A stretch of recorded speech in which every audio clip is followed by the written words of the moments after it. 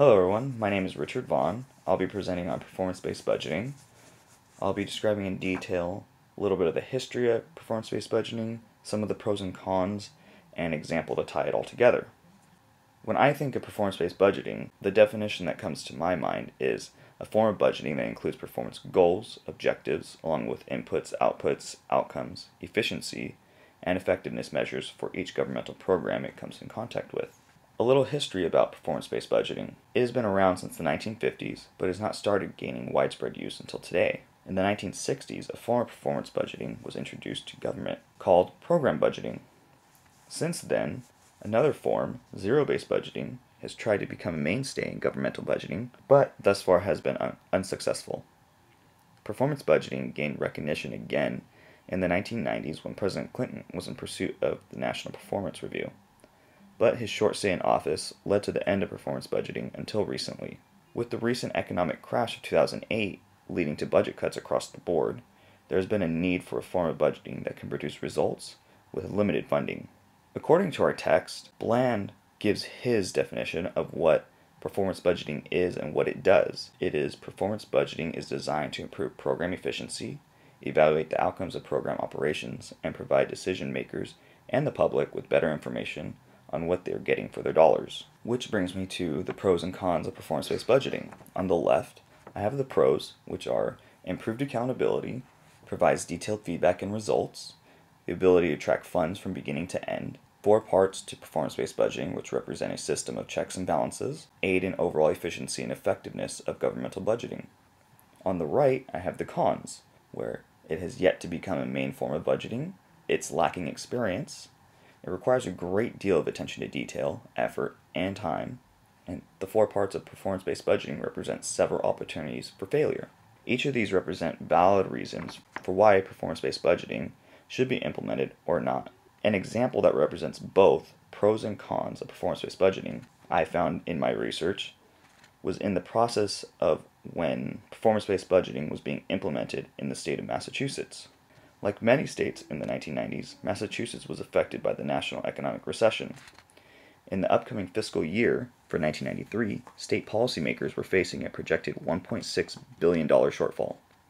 To battle this shortfall, Governor William Weld proposed an immediate statewide implementation of a new system of program performance budgeting.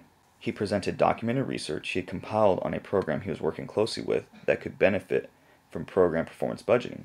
He provided a document in detail of how program performance budgeting would benefit programs within the state of Massachusetts. The governor's recommended budget reduced 731 line item expense categories in the budget down to 128.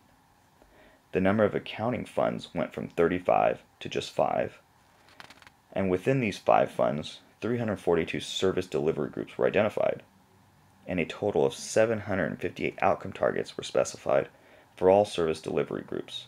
Agencies would be allowed to transfer up to 10% of total funds among service delivery groups to achieve outcome targets. And lastly, outcome measures and fund transfers would have been reported quarterly to legislative committees for review. Here is an excerpt from fiscal year 1993 Massachusetts budget message that Governor William Weld prepared and delivered to state legislature, addressing how program performance budgeting will help resolve the state projected shortfall of funds.